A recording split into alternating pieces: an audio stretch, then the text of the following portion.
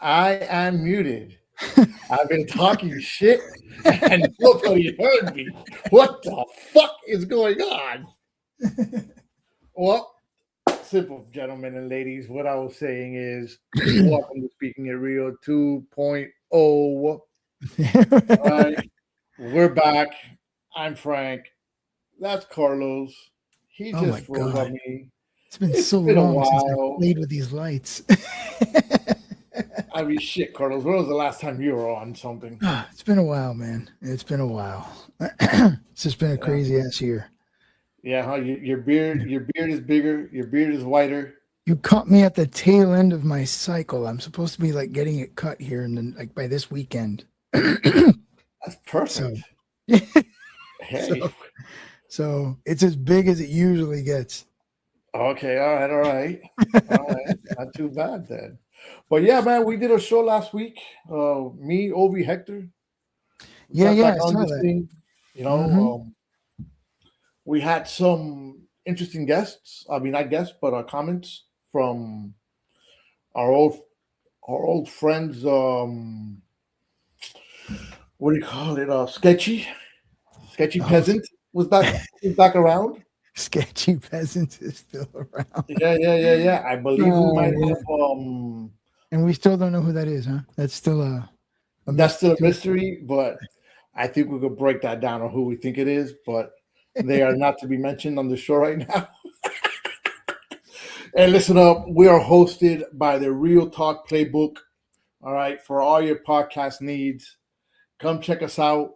You want to start it, we'll get you. You know what? We'll get you going.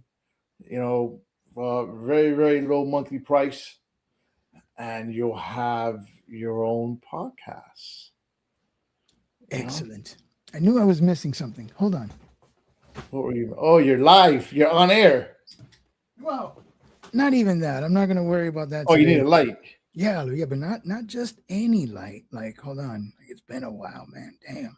Let me see here. Anyway, while I do this, I'm curious. See what you're doing. No, remember I used to have like the blue backlight. Yes. And it's like I'm like, why does it look so dark back here? And I'm like, oh, that's right, because I don't have my light on. I don't have anything on. Let me see. So a lot has changed since we went on the last time. Yeah, you can say that. You know, ChatGPT is now a bigger thing than what it was. Yeah. You know, I could tell you that ChatGPT, which I'm gonna have here shortly, they made me a drink called Speaking It Real. They made you a drink? Yes, they gave me the recipe for a drink called Speaking It Real. Called it Speaking It Real drink. It's what was 1 ounce. Taste? It's not bad at all. It's not. It's really, really good. I'm about to get it over here delivered to me in about maybe 5-10 minutes. I might have my drink. Yeah. You know. There we go. Oh, there it is. There's the light. There's the light. The neons and stuff, I'll worry about that another day. We got somebody's at the door. Oh no, who else is here? I see 3 people. But I only see 2 screens. He's ringing the door. He's ringing the bell. Yepa, look at that. It's our old buddy Guido. Guido. Yo, what's up, guys? Can you hear me? And Guido, he's still a mystery. yes, he's still a mystery. He Yeah. doesn't want to. He doesn't want to be known. Doesn't want to be You know. Incognito, kind of. such a free Of American. course, of course. I almost said your name earlier. But like we were kind of, we're kind of BSing, right? I think the last time that all three of us were on this show was over a year ago, I want to say, or if not, probably more for you, Guido. Yeah. I know Carlos and I did one at the beginning of last year, I think, when the election hit, or when Trump got inaugurated, or something like that. Shortly after, because we were already talking about immigration. Like we Yeah. were already talking about his policies and what you were unhappy with and expectations. So it was a few months into the term. Okay. Well, I'm glad you kind of hit that. How are your looks about him nowadays? I Just out of mean, curiosity. nothing's changed. I mean, he's not perfect, but he hasn't done anything terribly wrong. Well, I would say that gas prices went to an all-time high. They did. They did. They did for they did for a specific reason though. It's not like they did because of bullshit energy policies. They did because we attacked an oil producing country. Right. But Which kind of needed it. Which kind of needed it. Like it was long overdue. Yeah, but I mean, I'll be honest, if it's not affecting me, I'm okay with it. Yeah, that seems to be the case until it does affect you in another way. No, of course. Listen, I get it, but shit. Listen, I went from paying $30 a week on gas. Hey, Actually, no, $30 to fill my tank. Let's put it that way. no, I get it. Okay. Get it. To paying fucking double that. I'm like, That what was- the hell are you doing? That was one of his biggest defenses was keeping the gas prices low, and then he had to do what he had to do in Iran. And But I knew everything is high, immediately. though, Carlos. Everything is high.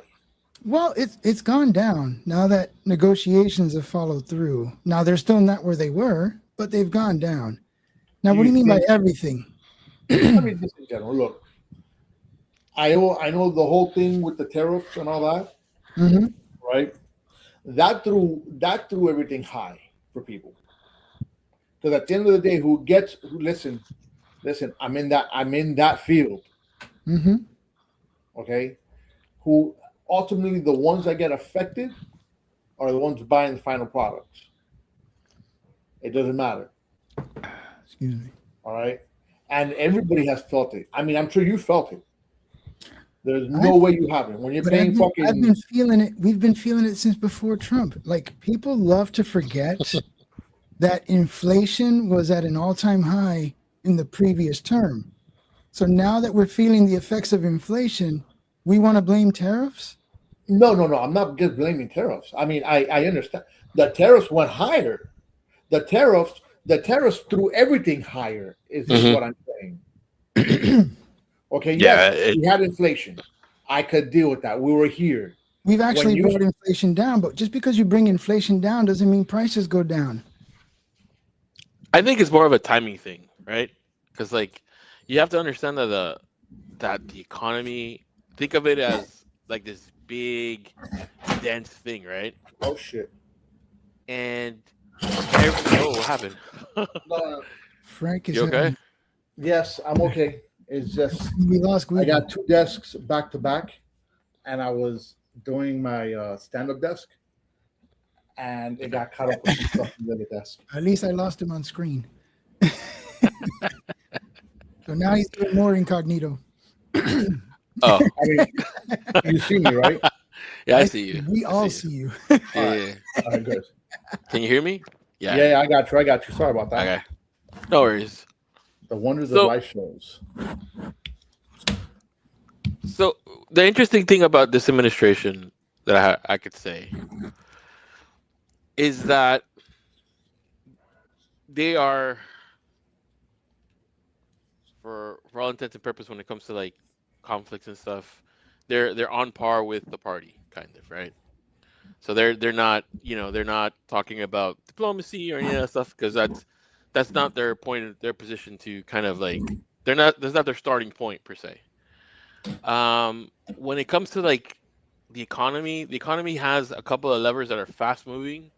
One of them is tariffs, but for the most part, like all policy changes take time because it's a big dense thing that's moving, and you need to kind of fight the inertia, right? So if your economy's coming down, or if you have like certain like prices, that are coming down or whatever, there are certain factors that, like, let's say the transition between Biden and Trump, right? Biden had a problem with inflation. Like, there's always little weird stuff that's happening with the numbers and stuff. But for the most part, like, I think in the last 3 years or the 2 years of his administration, there was some economic pain, right? So, That has boiled over. they- It didn't just so, stop when so, when you have, right at the tail end, we started seeing some of the policies get in place that are kind of like trying to reduce the inflation, right? But at that point in time, it was too late. So when this new administration came in, obviously they're going to take credit for my that, and they administration. did, right? And then, like, it felt like he was riding the wave in, right? So Don was riding the wave in, from that policy, from that inertial shift, right? And the fact that he went ahead and he said, you know what, I'm gonna try to generate revenue externally by increasing prices here and there, that it's felt in the consumer, and that the consumer is going to be the one that's going to be taking the brunt of that, was an unforced error per se, right? Well, how do you go about confronting a, I don't know how many billions or trillions, or it's somewhere in there, trade deficit? How do you combat it? Well, trade deficits to a certain degree aren't really that bad, honestly. Like, and that's like, you and I were both not economists, so we can't we don't have really professional opinions about that, unfortunately. Um, I didn't study economy. I did take a couple of classes on macroeconomics, but it doesn't necessarily make me an expert. But from what I understand and how I understand things, is that when you have a trade deficit, it doesn't necessarily mean that it's a bad thing. It just means that, your deficit in some area, and then you're probably surplus in the other. So, like, when you're talking about like the relationship between Canada and the United States, right? We're at a trade deficit on certain aspects like steel, because we pay higher for steel. Um, we pay higher for our own steel than they do with ours. So Canadian steel is cheaper than ours, or Canadian aluminum is ours. But their lumber is a lot more expensive than our domestic lumber. So they kind of balance out, right? And so you have those types of relationships all over the world, right? China, per se, like, we have a massive trade deficit with China when it comes to like the prices of their goods outmatch the prices of our goods, and the demand for our goods is not as high locally, domestically. So yeah, a tariff there would make sense, right? But it's also a blow to um, innovation, right? So if you want to, so the whole idea behind the tariffs, and I understand where Don is coming from, Mm-hmm. right? That he wants to bring back manufacturing in the United States, right? He wants to bring it back home, right?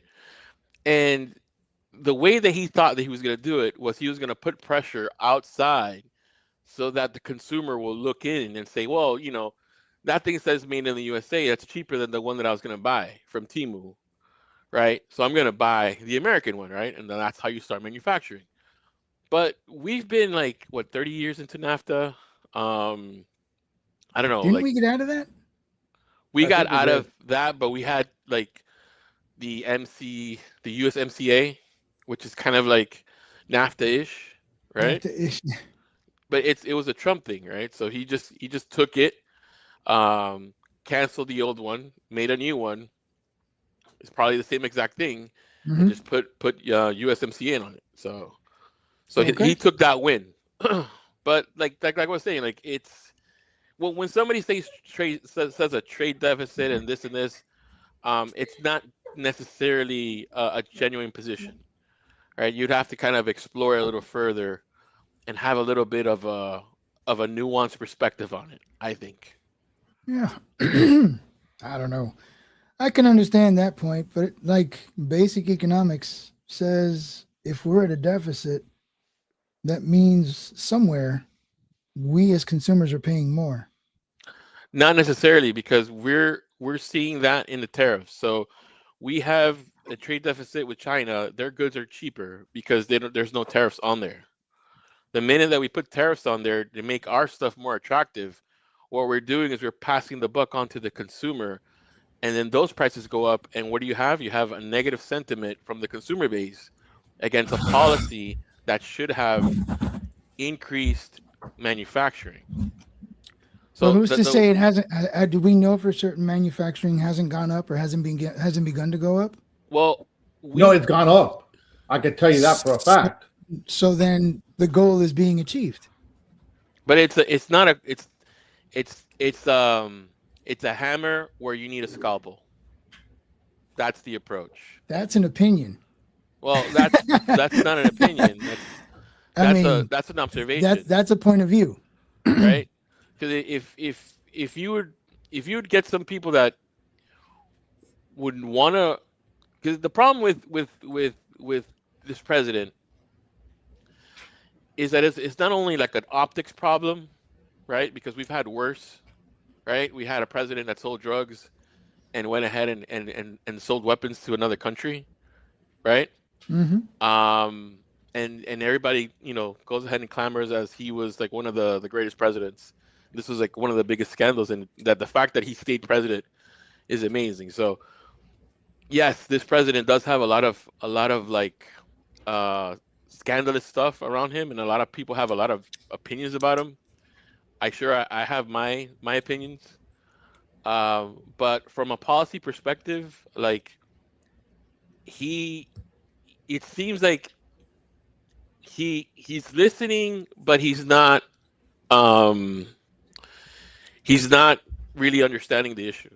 So the understanding the issue of manufacturing and bringing back manufacturing, it's a complicated issue, because like you're bringing back jobs that, let's say, over there paid like cents on a dollar, and if you want to bring it back here, you're gonna have to pay people at least 15 to start.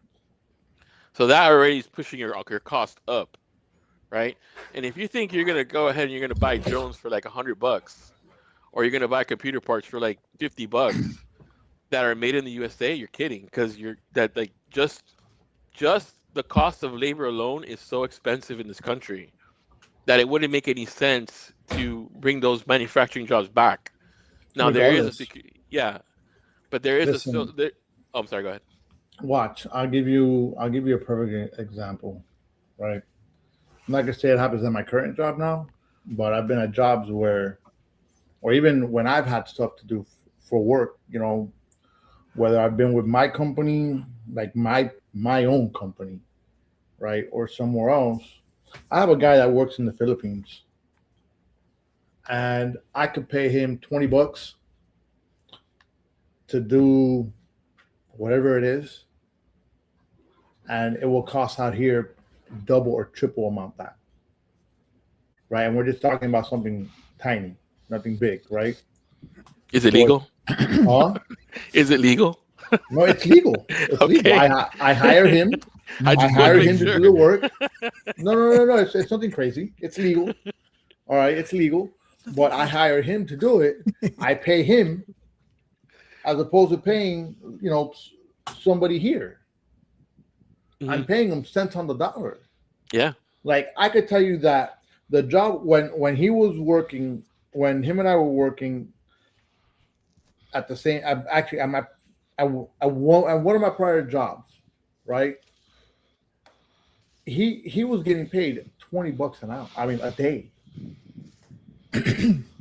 Okay, to work 8 hours. Then the problem seems to be the company, not the wage. For example, Why is it the Take- company? take- If take- I could save money, doing it over there, why am I going to do it here? Well, Pay for it I here. mean, it's all about, I guess, principle, and that depends on the consumer. Take Nike and take New Balance. Both of them make sneakers. Both sneakers cost about the same. One of them is primarily manufactured here. The other is primarily manufactured in Southeast Asia. New Balance is doing fine. They've got deals all over the place. They're not hurting for money. So what's the issue? But their profit margins are less. So then it's a company thing. It's Okay. not. Well, you can't compare New Balance with Nike as far as like market share. Like New Balance is a niche shoe company that's kind of gotten popular over the years. But Nike is Nike. Like Nike was only Nike because of basketball in Jordan. but now yeah, but it's that's massive. kinda- like right, but I mean, still, like at the end of the day, they're both very profitable, and one of them is primarily assembled here. So I don't know if that. I mean, yes, by math, sure, doing things overseas makes sense profit wise, but you say, oh, it would be foolish for you to do it here. Well, we have a company that's doing just fine that does it here.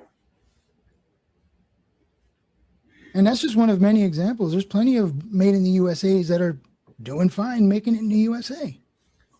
So how far does that go?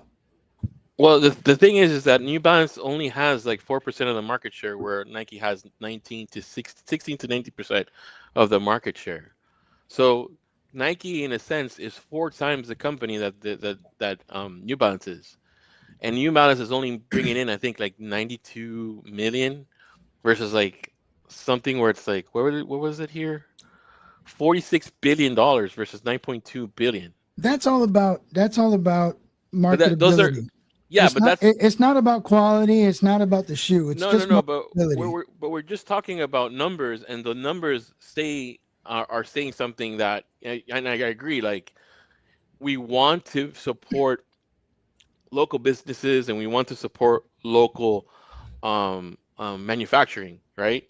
I think that there's a YouTube video of a guy who is like a manufacturer of like clothing, and like the 807 business, the business where it's like manufacturing clothing, stuff like that, like raw materials where you make jeans and stuff. Mhm. That stuff is offshore to like Pakistan and Japan. So Japan has like the most premium types of like how do you call it, the textiles. So anything that has to do with fabrics or stuff like that, they have the highest quality type of stuff that you can buy, and it's ready to make. So if you want to make like a high end like garment, you'd have to order from Japan and get that imported, right? So this guy, and I think I'll send you the link when I find it. He wanted to create a clothing company in the United States, and it was like it wasn't ready to make. It was more like ready to order, like order to make. So he had to like commit like hundreds of thousands of dollars just to get his first shipment in, so that he could start selling his first garments. Whereas these people have already everything on hand, so it's cheaper for them to just give it away at a cheaper price. And the difference in economy makes also a tough decision for a business, right? If you're starting out and you have to shell out $100,000 to make a shirt or a T-shirt or a sneaker, and you don't have the infrastructure to kind of build it yourself, and you're relying on third party, like you're gonna have a hard time. And your first idea is gonna be like, hey, let me go overseas, let me get started, and then I'll bring it back home, right? So these are kind of like the business decisions that people have to kind of make when they're making stuff here versus out there.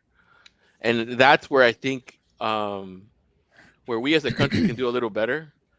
Um, I agree with the sentiment, but I don't agree with the way that it's happening. I think that there has to be some type of like first initial investment in the country, some type of like incentive to get people to buy USA and make in the USA, and then start doing the tariffs. That would have been a great like two-pronged position to get at, because like to some certain degree, having the stuff made out and not having things made inside, especially when it comes to chips. Like, you know, we're doing chips in Taiwan, but our Intel had to be kind of nationalized 10% Well, so that we can be competitive, I'll tell right, you this though. with TSMC. There is incentives that the U.S. does give when you, what is it, BABA, Buy American, Buy America, or something like that. Hmm. BABA it's called, right? So they do, you do have some initiatives with that. They do give you something on that. What it is, I don't know exactly, but Yeah, they do. You know, as opposed to buying stuff overseas. yeah. I think furthermore, when you're dealing with some of these corporate bigwigs, that approach about incentives, they tend to scoff at it. They're like, we'll go back to our old ways soon enough. Tariffs are a bit of a strong arm, which yes is going to inflict some short-term pain, but that's usually when the bigwigs begin to wake up. Didn't Apple invest like, was it 2 billion or something, or a whole bunch of billions back into manufacturing in here? They're okay. So Apple's kind of weird because right now they're shopping around to try to get their stuff out of there because the problem with China is the IP. The IP gets taken over, right? And they start making knockoffs. That's the issue. Oh yeah. So when you have Apple products, they can distinguish between like a Chinese knockoff and the actual product. Then you have no other choice but to find diverse manufacturing, right? So that's their incentive is to kind of like go away from China, but this has been something that's been happening for years. I think they've have some type of assembly plant in Vietnam, and they're looking to India. Um, but what to Frank's point, I think that there is an opportunity for us to make stuff here like Intel. So what I was saying, like when it comes to chips, right? Right now we're going through this AI thing, right? And And Nvidia it, too, I believe. Hmm. yeah, Nvidia. So Nvidia is highly dependent, just like Apple and just like AMD, on this one company in Taiwan called TMC, right? So Hmm. they make a lot of chips. And if you know about something about Taiwan, they're a country that's like at least like what 20 miles away from the Chinese coast. Mainland China. Hmm. Yeah, and so China wants that back, right? They wanna go ahead and they want to take it over. They think it's theirs. They have certain historical history from the people there. Like Russia and Um, Ukraine. Hmm. yeah, so they have that, right? So if we have a position where we have to kind of like we've obligated to defend Taiwan to a certain degree, but we're kind of walking on like kind of like we're trying to we have one foot in one direction, one foot in the other, because we're kind of like tied, right? Here's our manufacturing center for chips, where we're making a lot of advances, versus the manufacturing hub of the world, right? So when these two things conflict, like you want to have another option just in case something happens over there. So we have Intel, right? And Intel's home based. It's chips that we make here in the USA, but they're not they're not as advanced as far as the technology goes. But they're ramping up at, at the scale of TCMC, and it talks about like I think 3 nanometer chips or 5 nanometer chips. Hmm. They're not there yet. I don't think. I think that their new dies are coming in, but like the world is shifting, so we need to kind of decouple from this idea of having everything abroad, right? Because it's a security issue now, especially when it comes to like AI and the stuff that we depend on to make certain types of like computer circuits and stuff. Like we can't keep offshoring that stuff up. So like the government has to have a way of incentivizing um, manufacturers to manufacture here, and I don't think using just tariffs is the way to go. Like it's an instrument, but you need a scalpel. You don't need a hammer. That would be what I would say. Well, you got the wheel moving. If we want to get the scalpel now, go ahead. But you can't say that to a certain degree it hasn't worked. It has, yeah. And these kind of things are going to inflict pain no matter what, no matter how. There's going to be money pulled from our pocket somehow, some way. So we've had to pay slightly higher prices. We've been paying higher prices since 2021. Yeah, but they got higher. And that's Okay, not going to stop, Frank. Okay, no, but you know what? But That's it's not funny gonna because stop. the thing is that everybody always talks the same fucking shit. Which is what? We're gonna bring things back down, this and that and the other, And that's never going to and nobody happen. does it. That's never going to happen. Nobody does Look, it. the fact that inflation at 2% is a good thing means that guess what? Prices are going to inflate every year at 2%. It's always going to go up. Fuck. I hope I get a raise. That doesn't go up much. That's the part that takes longer. That takes a lot longer. That's so the part that it's- takes longer. You But know, and look, I do want, now that we're back kind of into politics right now and speaking politics, I do want to say that these two groups that we have, or maybe three, right, left, and Trumps or Trumpies. Okay, you see how Carlos rolls his eyes? I love it. you for, Listen, look. I mean, for real. There's no right or left. Okay, it's you're right, you're wrong. Okay, because they fucking point the fingers at each other. Okay, okay. that's the way it always is. It's I'm right, you're wrong. Doesn't matter which side you're on. All right. All right, these two groups don't agree on shit. Okay, nobody takes the blame for anything. Even if they are wrong, they still point the finger on both sides. All right. So as far as I'm concerned, I'm done with fucking politics. Fuck them both. Yeah, All right. I agree. Because, dude, I mean, when you really look at it, okay, that's what it is. If something's gone wrong right now, oh, it was all Biden's fault. He didn't do this. He didn't do that. Okay, and you know what? To be Next fair, he election- didn't do anything. No, but watch this. But you know what? On Biden's side, when he was president, it was never Biden's fault. It was all Trump's fault and all the Trumpies and all the Republicans' fault. It was never nobody takes blame for anything. Okay. Yeah, but I think it's a game. That's the thing. It's a That's- game. it is a It's a messaging game to game. divide. It's a game to divide, right? Okay. And Be- we're trying to bring people back together. You're trying to bring this country kind of back together. Maybe not agree on everything, but fuck, get closer. Unfortunately, division has become very profitable. Very Listen, profitable. This country, after Ronald Reagan, this country got divided 100%. I don't know about Ronald Reagan. No, man, it was actually pretty No. unified after Ronald Reagan. Yeah, I don't. I might be talking shit It's- on my ass here, but I can tell you that I remember it very Spirit- unified. Spirit was by pretty Ronald high Reagan- by during the when 80s. Ronald Reagan was right, but somewhere Well, in it the depends 90s, where you I think at after with Monica it. Lewinsky swallowed, we lost it. I think Monica. I'd say I it think really Monica began. divided the country. It really began during the Bush Jr. years. Yeah. That's when it No. really started. Didn't Clinton come after Bush Jr.? No, that's after. Oh, he No. came after. Yeah, No, Bush Jr. he came after. Bush Jr. Yeah. came after.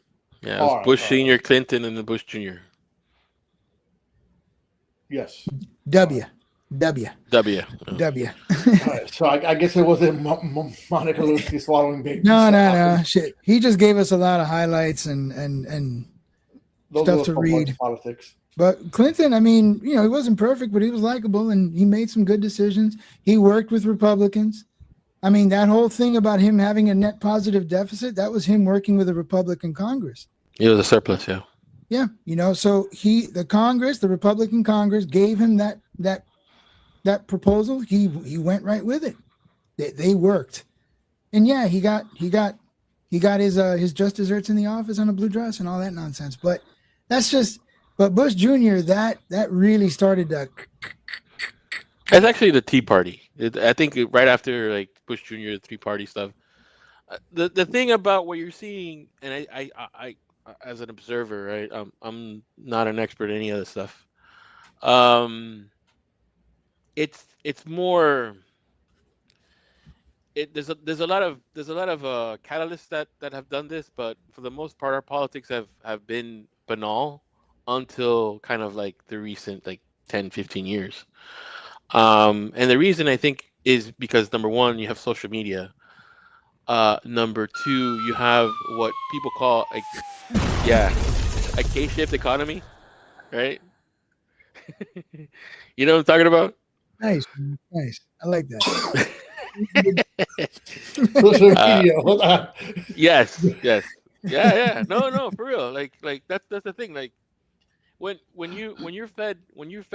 you have like a constant stream of things that confirm your biases, you're not gonna want to hear a different opinion because you're hooked on the oxytocin and the serotonin that tell you that you're right? And it takes a special type of person, right, to kind of break out of that and say, well, you know what, like let me listen to the other side and see what they have to say because maybe what they have to say is kind of important, right? And we lost that in our politics, right?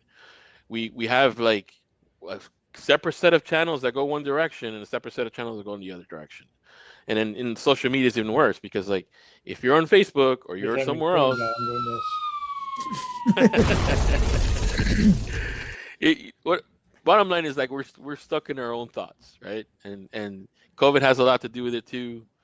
Um, we're not engaging because I think the temperature's too hot and it's not safe. People don't feel safe unless they're behind a keyboard or a keyboard warrior to express their opinions, right? And that's the issue. I You know think. what? I used to have a conversation, or this is like back in the day. Well, not that far back in the day, several years ago, where people, people get mad and they still do it, right? And this is just behind your phone. And my thoughts on that, and I tell everybody, hey, listen, stop being a keyboard warrior and come talk to me in my face. It's, I want to know if you're going to talk to me the same way that you write to me. As a matter of fact, I have a shirt that I got from a podcast that used to be done. I remember that shirt. Rob, okay? I can't remember the name of his show, right?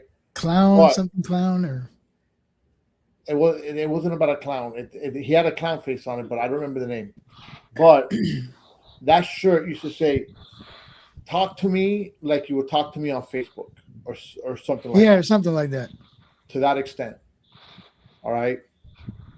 And that is because people are scared to talk to you face to face. Oh yeah, yeah, Okay, I'm a firm believer, and I guarantee you that when we start doing more shows and we get more audiences, we're gonna piss off people. And people, instead of telling them, "Hey, come on the show, let's talk," they're gonna stay right behind that keyboard, and they're gonna stay there typing the comments away and not show their face. yeah. We used to have that in high school or with junior high. Like there was always somebody who's willing to throw something in a crowd, and then when somebody says, "Hey, come show your face," they always run away, right? Hmm. So That's what's wrong with this world. yeah, Nobody's willing to stand up and say it was me, or hey, these are my thoughts.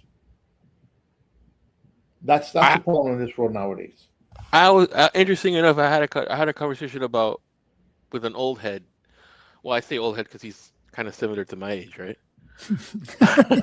We're no younger. We're not young kids anymore.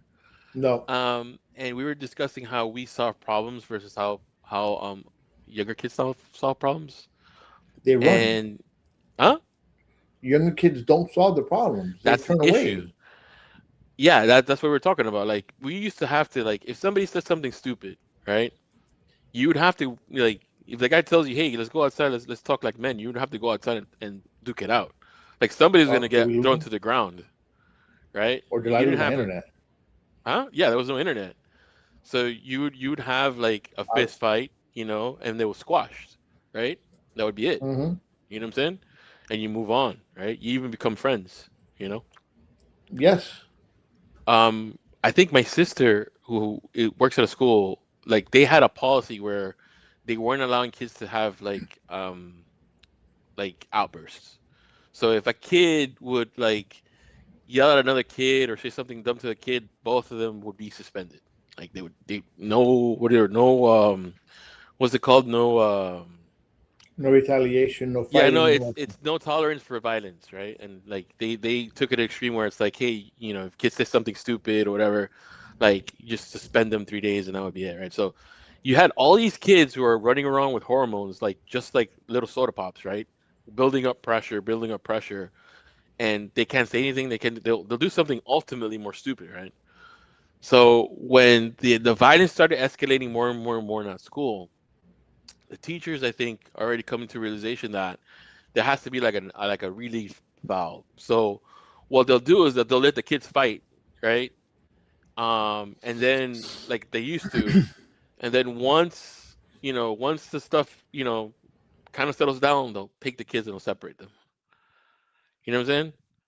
I don't know, like we're going back to the same time where we were kids in a sense, right? yeah, but let me interrupt you there. Watch this. I'm going to give you a real incident that happened about maybe 2 weeks ago. Right. I have a nephew of mine that hosts football tournaments. Right. They're flag football tournaments. We normally been doing adults. The adults all behave. We had an under 18. We had a kids group. Between 14 and 16. Stuff like that. So I'm on the field. Talking shit to each other. That's normal in the sport, right? Because you're always going to talk crap. All of a sudden, there's a play that went on. The kid dropped the ball. He didn't catch it. Two other defenders are there. All three of them are talking crap. 2 against 1 deal.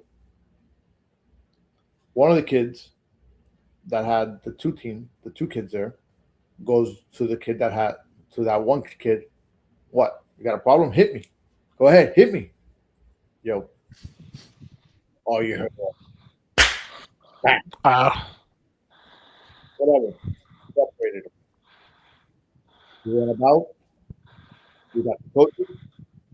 All right. What happened? This happened. You throw out the kid that threw the first punch. Naturally. Parents that threw out, and the rest of the other team, except for the coach, were bitching and screaming at me. I made the call. I was one that was there. I was the field general. Let's call it that way. I was the league rep at that point on that field. Yeah, you made the right call. Okay. The other parents were like, oh, but there was 2-on-1 and they were talking crap. I said, yes, they were talking crap. But guess what? Just because your son is mad and he blows a fuse, he's gonna hit somebody. What happens if this is out there in the real world, right? And he's working. He gets mad at his boss and he hits his boss. Talk to me about that. Oh, the thing is that, well, that's kind of the thing, right? Like, what do we do, right? We have to kind of understand that when you're a teenage boy and you're a teenage man, right? You're not given many tools to kind of like figure your emotions out, right? You're either stoic or you're mad, right? You don't know, and that's kind of the reality of it. Like, yeah, but that's stuff you learn at home, though. Yeah, no, you learn that stuff at home, but sometimes like most of the stuff. Look, my dad went to work like 18-hour days, right? And my mom, I had the luxury of having my mom stay at home and raise us, right? But not having my dad there as frequently as possible, I had to kind of figure stuff out as far as like what it was to be a man, right? And when you go to like junior high and you go to high school, especially junior high, like you get tested a lot, right? And when you're a kid, you're tested a lot. Like, you know, people do this, people do that. Like, so you have to kind of figure out a way how to like control your emotions and defend yourself, right? That's kind of like the two things that the three things that you need to do when you're a boy, right? So when you're crossing that threshold between coming of age from a boy to a man, you have to know how to defend yourself verbally and physically. You have to know how to control your emotions, and you know how to treat a girl, right? Those are the three things that you come out that make you a man, right? And being Mhm. responsible, right? So you have to Mhm. learn that in a school setting because like both your parents are working, right? You're not learning that at home, right? Especially if you're both your mom and your dad need to work, and in this economy, I'm pretty sure that's what's happening, right? Yeah, but So I what think you're that's listen, but that's been going on for a long time. All right, where they, you know, I mean, your generation, my generation, okay, where both parents has have needed to work. yeah, Okay, and look, I mean, I went to school with Carlos, so Carlos knew me throughout high school. All right, and even elementary school, middle school, we didn't see each other, but high school, I was kind of, I was still raised with morals. I still For treated the most people part. with respect. I treated people with respect. And I didn't get in a fight unless I had to get in a fight. You know, yeah, I and agree. we definitely did not hide behind one of these. Yeah, and that's You that's know, kind of like the problem, right? Like what is like we like the generations that are coming after us, they don't they don't have the same anonymity that we had. You feel me? And I think that's kind of tragic because you have to learn from your mistakes, but you have to make mistakes to learn from them, right? And if you're not given, you have this thing that is a forever tool, right?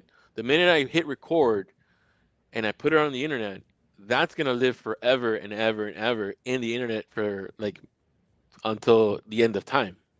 You hmm feel me?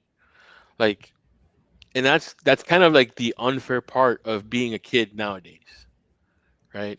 Is that there's no anonymity. Like when we grew up, where it's like, hey, nobody's gonna remember this stuff. At the end of the day, like people remember a lot of shit, and it could ruin a lot of people. Like, there's been a lot of social media suicides apparently, right?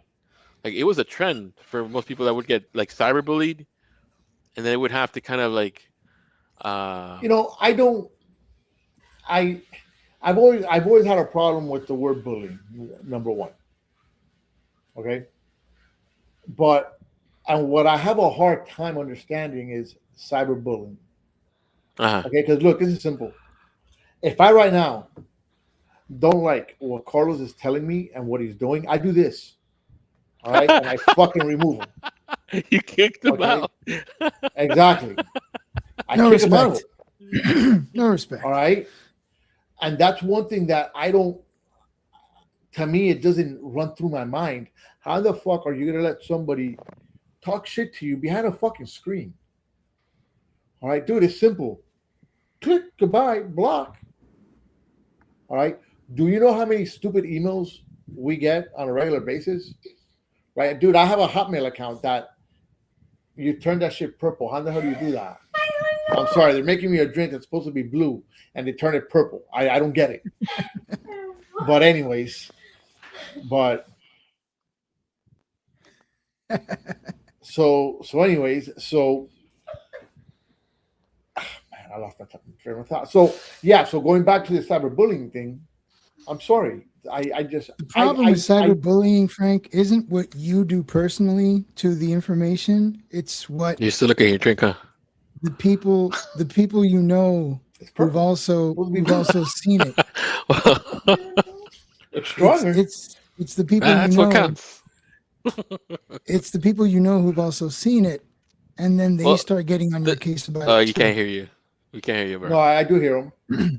I can't hear him. Oh, he froze. All right, he's back. Am You're I good. here? Yeah, Good. yeah. The I, I, problem. I can't hear him at all. Honestly, At all, you don't hear him? nope. I don't hear him at all.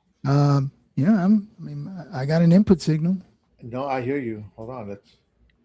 How about now? How about now? Yeah, I hear him now. All right, there All we right. go. See, yeah, you have to round. You have to round, Frank. The problem with cyberbullying isn't what you do with the bullying personally. It's what everyone else around you does with that information. The reason it's cyberbullying is because you have many people doing it to you. So yeah, you can shut off the noise, but you can't shut it off at school. Can't shut it off at the park. You can't shut it off. Dude, then I handle it. How?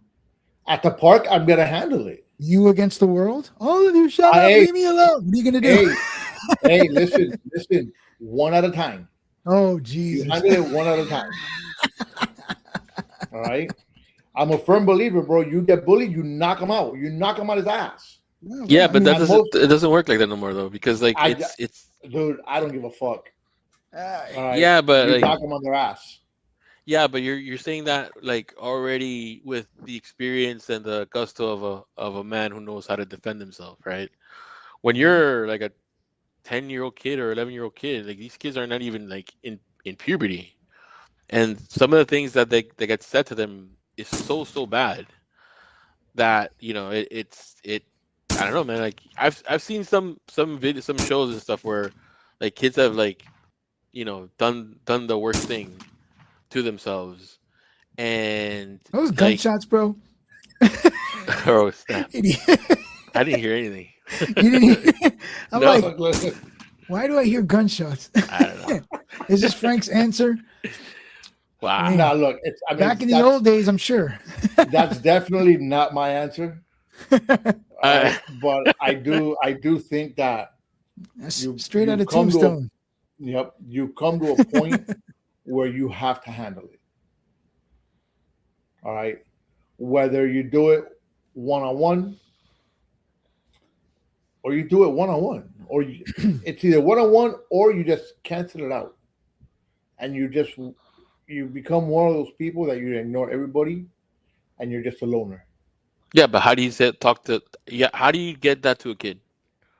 That's the thing, right? How do you explain that to like a 10-year-old who thinks that their whole world is falling apart because they saw some dumb comment and they're not wanting to go to school because all the kids are gonna find out how embarrassing this comment is, and they're freaking You out give about them some. the tools, you give them the tools to fire back.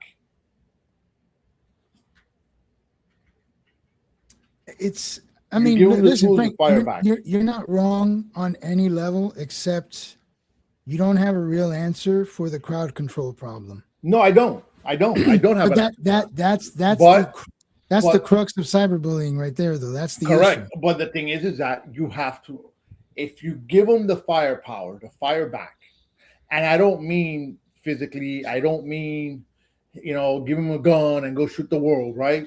You No, it's you not got what I you heard got to just a go few at minutes this ago, mental, bro. huh? It's not what I heard just a few minutes ago, bro. Yeah.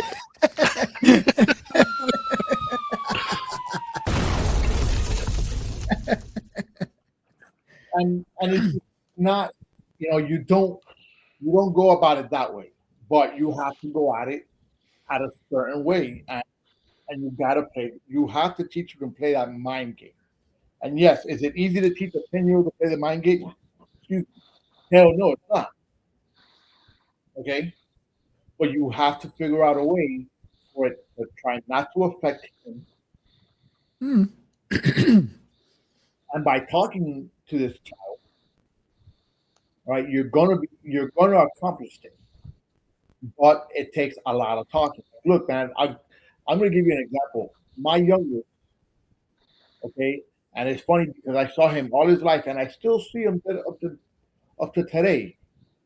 Okay, he has his friends, and he's always doing this, looking up. All right, why? Because his friends are a lot taller than him. I mean, not as much now, right? But when he was growing up, he was always just looking up at his friends. Because my son was fucking 2 feet tall, and his friends like fucking 4 feet. All right, my son was a midget. So he always looked up, but one thing I always told him: don't ever let nobody push you around. Don't ever let nobody talk down to you. The minute that happens, you have every right to sock them in the mouth. They're either gonna respect you, or you're gonna make them earn your respect. Mhm. Was it the right approach? Maybe not. But did that approach work? Yes. Did he get in trouble? Yes. Did I punish him for it? No. Okay. So my question is, what's more important, for him to defend himself physically, or for well, what was the question? I had it and then I lost it when I looked at you. So it's a lie. Because he already had No, his answer. He just wants to beat your no, ass. no, no, no, no. I don't want to beat him up. I'm just saying, like, because like, because like we're there's like there's a two thing here, right? So we want to teach our kids to be like positive and non-violent, right? So figure out a way how to talk to you about your problems and stuff. Figure out a way how to solve it without having to like fist fight. Like fist fighting is like the last of any recourse, right? It's not the Something. first thing. Mhm. Yeah, Right. right. It's a So second. you want to teach your kids like, hey, don't put your hand to somebody unless you have to, because you don't know Mhm. if that other person is bigger than you, or that person has some type of training or even is armed, Right. because right. So it's more for their defense than anything else. So what is more important, for them to learn that lesson in school, or is it for them to kind of like, try to figure out how to like navigate this world without having to kind of result into that violence? In a sense, like, do you want them to fight now in school, or do you want them to kind of like fight as adults, right? I'd rather have him fight in school. Okay, so that's the thing. So if you want to have them fight in school, right? Why are we adopting policies that are kind of like preventing kids from doing that? I'm not adopting those policies No, but like the us is like the cumulative society us. Yeah, society. because we are in a point in this world or in society where everybody's a winner and everybody has to be right and there's nobody wrong. Right? Nobody wants to be held accountable. All right, for actions. Nobody wants to be held accountable for what they say. Nobody, nobody wants to be held accountable for anything, whether they're right, whether they're wrong. Okay, we have reached a point where everybody's a winner. Okay, and nobody's ever wrong. I am a firm believer. If you come in second, you're last. If you come in first, you win. That's it. Okay, I'm a firm believer that you're playing tournaments and you're playing sports. All right, the only team that gets any type of recognition or prize is the first place team. Everything that comes after that, hey, good job. Hey, listen, big ups to the You're still a underdogs. loser. Come on now. You lost. You had no chance of winning. When you made it to second, dude, you get props. I don't care. No, yeah, you get props. Hey, good job. You made it to the championship game. Guess what? You Not just being there. Hey, Rocky didn't win his first fight, bro. Like, True, when he didn't. Yeah, He he didn't. didn't. He didn't He win his didn't win first his fight. whatchamacallit. It was a Yeah, tie. like, That's right. It was a tie. It was Actually, a tie, no. so they both It was lost. a draw. Yeah, it was a draw. So Apollo kept his belt. Correct. Still, he didn't win. So we go back to why society the way it is, because everybody has made it the way it is. Oh, everybody's a winner. Everybody's this. Everybody's that. Okay. And funny enough, we had this discussion last week on the show with Ovi. We were talking about teachers, then we jumped into sports and shit like that too. But you know what? Society has kind of made that. hmm. Oh, that's How not a we problem went, for you.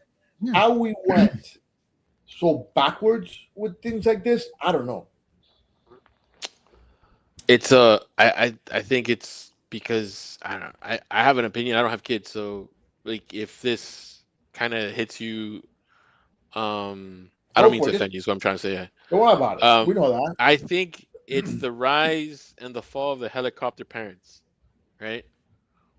Like, because when we were kids, right, our parents kind of like left us on our own to a certain degree, right? We didn't come back to sundown for like sundown and stuff. Like the stuff that's the stuff that we as kids went through, as far as like, going out to lay, on a bike, and that type of like adolescence, it's not something you see anymore, right? Um, Nope. And that's kind of the thing that you have, like, why we're the way that we are. Like, we are three men who have varying different opinions about stuff, but we can sit down and talk to each other, right, and not have like a combative conversation. We can have like a productive conversation because we both have very similar experiences as Latin older generation men, right, Uh-huh. that come from different backgrounds. Uh-huh. This generation doesn't have that. They're in their house. They're playing video games. They're talking to the world, right? They're isolated. Their thoughts are isolated. They're afraid of being put on social media. They're afraid of speaking out their mind. They're afraid of making mistakes. I think it depends on the child, Oh, to be honest with you, because like I got two boys, obviously, right? And they're about 10 years apart, roughly. And they both were gamers. The older one still games, the younger one still games, right? The older one was going out a lot more than what the younger one did. The younger one, now that he has a car and he wants to go out, he wants to be here and do there, now he goes out a lot more, Mm-hmm. right? His high school years, he's been going out, and I want to say from when he started his junior year, maybe the summer of his sophomore year, last year maybe, right, was when he started to go out a lot more.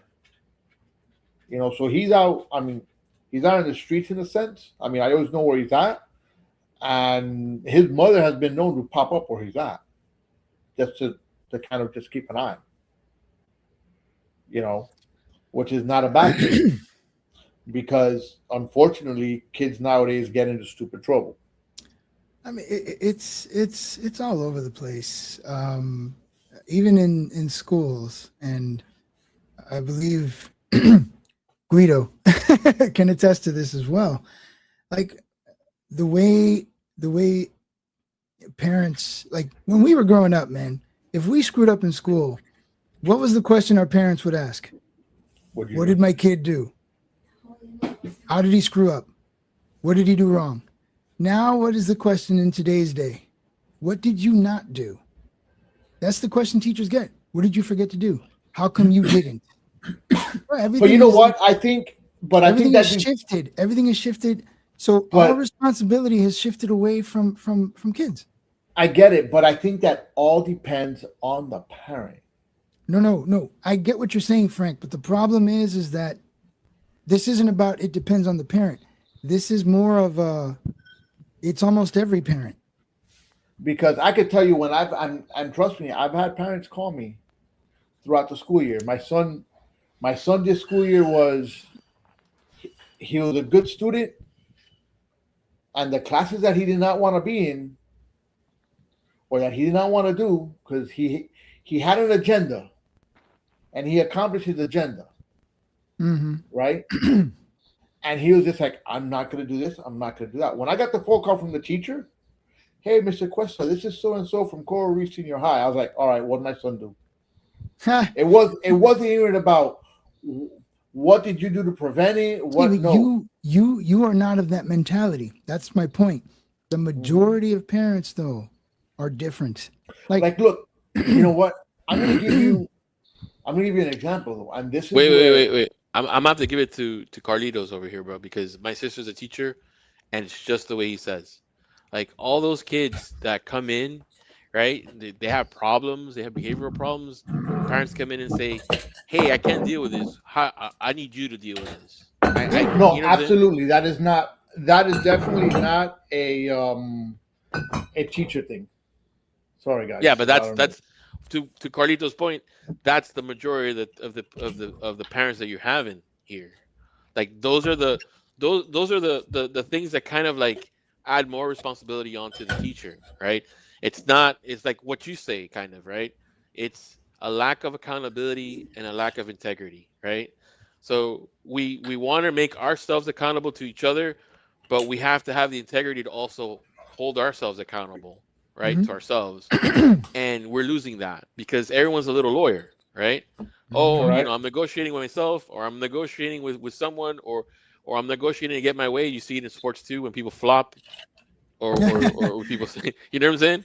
Like when Wimby flops, or when Yeah. like a soccer player decides to like throw himself on the ground. Bro, They, and Frank, like also, Guido, if your sister's a teacher, like the number of kids in today's day that have like quote unquote plans. I'm not even going to get specific plans because they need all sorts of extras. It's like, yeah, it's highly competitive. Yeah, it's hybrid. Yeah, no, it puts a dude, lot of undue pressure. Yeah, like the plan I had when I was a kid was getting my ass whooped. And I know I needed help and I needed extra time and all that stuff. But guess what? I got my butt whooped. I'm not saying that was right either, but it worked. So, yeah, but it's just, it's rampant. And a lot of that is A, extra pressure on teachers, and B, again, accountability away from the student because there's a plan, there's a backup, there's things to band-aid the situation. It's just, there's so much. We can go on, but it's there. It's There there. is. But again, you know what? I think at the end of the day, it starts at home. And like, look, going back to what I was trying to say earlier, right? It does start at home, but I'm telling My you son, what is watch bleeding it. out of the home. I'm Watch telling you watch what's it. bleeding out of the house. Yeah, but sometimes it's also the teacher. Oh man, that's just. I mean, of course, sometimes Like, it look, is, but I will give you a perfect example. My son, and I use him again because he's prime example. because he's the only one you should talk about. Yeah. Listen, he loves football. Okay, he loves football. Since he's been 3 years old, he's loved football. Mm-hmm. Okay, and when he stopped playing last year, my question was, "What'd you do to get kicked off the team?" And his comment to me was, "I don't want to play for this coach. He singles out people for no reason. He has, the kids that he wants to play all the time. I'm not gonna get playing time. I don't like the system that he coaches in or that he plays." I was like, okay, but me knowing my son as well as I know him, what do I do? Because it's very hard for my son to say, "I don't want to play football." I reach out to the coach. I reached out to the coach twice, and I saw him in person. You want to know what I got each and every single time? The same response you just got. 0. So sometimes it's also the coach yeah, or the teacher. yeah. You're absolutely right. It's a two-way street. It's a two-way street, right? But you the problem is that where does one's responsibility end and the other one pick up is like, I guess, where we have to go at, right? Because it has to be like your kid is not an island on its own where you could just homeschool that kid until he gets to college, right? Like the idea is to have that kid go to public school, educate himself, right? But also the parents have to support that education to a certain degree. And if I think if like the home's responsibility keeps shifting left, Go ahead, sorry. going to the school, to the teacher, then we as a society are failing our kids to a certain degree, don't you think? Up to a point. I don't know. I think a lot of it needs to go back into the house, and a lot of it is not. That's A lot of it is not. I mean, some of the phone calls I get, man, I'm telling you, it's not. I'm just going to leave it at that. Is it one of these?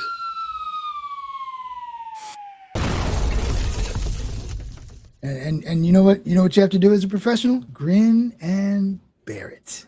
Hey, what was it we used to have the toilet flush on? Was it every time we said COVID? Well, yeah, I think it was COVID. There we go. That's the new toilet flush. No, but yeah, dude. I think just going back to that, it's society, man. Yeah, Society society. sucks. You know, people need to control themselves. Like, I'll give you something else. I got a buddy of mine that works somewhere. Their boss has a god complex, and when I tell you god complex, they're like, "Hey, I'm God in this place. You do what I tell you to do." Was his name Frank? Those are the worst. No, his name was not Frank. Oh, okay. Okay. I just want Frank's to. he's got one of those friends. One of those friends. He's No, a no, friend of no, mine. no, He's a friend of mine. no. Yeah, it's a fremini. It's a fremini, right? There you go.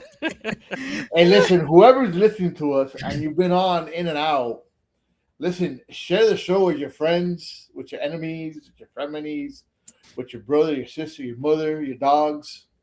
You know, we take dogs. You all don't want types of them animals fighting. on the show. You know, just share us out. Speaking It Real is back.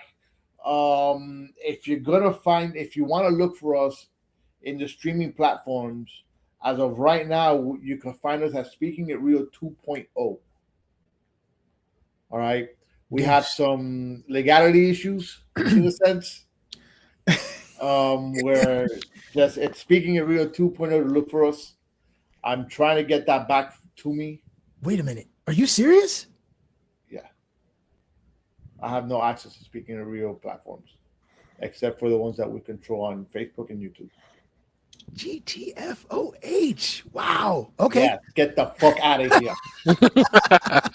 Well, we'll talk about that off stage. Damn. Okay. I didn't I realize it gotta was. figure out how to get that back. Yeesh. All right. Okay. But listen, you want to find us? TheRealTalkPlaybook.com. We have all like that types of name. different podcasts there. Wrestling, sports, lyrically speaking, which is a music podcast where that's hosted by Ovi Muniz. He takes music, breaks down the lyrics and what the meaning of it is. Oh God. Are you serious? Yes, sir. Yes, sir. Yeah, that's pretty cool, man. Thought of the movie. Oh, you. Yes. So listen, if you guys want to start a podcast, reach out to me. Anyone doing gaming yet? Huh? Anyone doing gaming yet? No, we got no one doing gaming. You want to do gaming? Let me know. I mean, we'll talk about it. All right. You know, it's a minimum fee. You know, nothing crazy. But we'll get stuff going. I do want to say thank you to Guido for joining as always. Guido. Anytime. Guido the Incognito. Listen, I sent him the link, and like I guess a couple minutes afterwards, he sent me a message. Bro, Guido, do me a favor. Next show, Yeah. I need you to look up this cartoon character called The Question and make him your profile picture. Okay. I'll do it. Like Frank, you know who The Question is, right? I think so. Bro, when you see who The Question is, you're gonna laugh. It's perfect. You need to make him your profile picture. All right. I'll Just do it. trust me on this. Trust me, you're gonna laugh and you're gonna love it. But hey, listen, I'm gonna end this show the same way we end every single show. All right. Oh, You either let's and listen, I'm trying to remember it because I haven't done this in a while. All right. You either agree with what we're speaking, or you could disagree with what we're speaking. But at the end of the night and at the end of the show, you're always gonna know that Carlos and myself, and in this case Guido or whoever else we have on the goddamn show is speaking it real. Listen, we'll catch you next week, same time, same platform as this week, not the old platform. So for me, see y'all. Carlitos, adios. Good to see y'all. Guido. See ya. Hey, Guido, don't go offline. Stay online. All right.